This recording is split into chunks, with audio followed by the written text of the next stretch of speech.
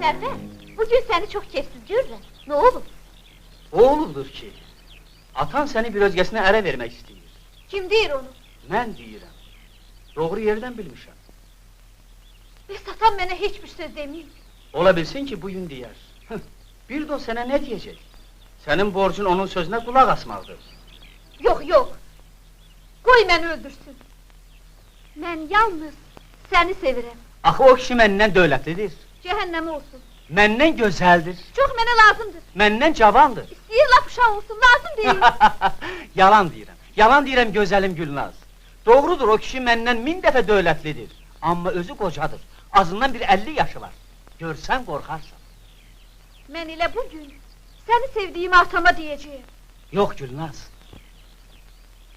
Sən mən deyənə qulaq as. Atana heç bir söz demə. Mən bilirəm ki, atanın pula çox ehtiyacı var. O istəyir ki, səni meştibada verib, əvəzində pul alsın. Əgər söz atsa, dinən ki, özün bilərsən.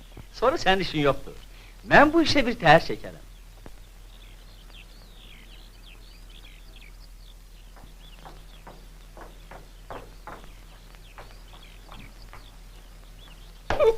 O gün olaydı ki, sizin toyunuzda sizə oynayaydı.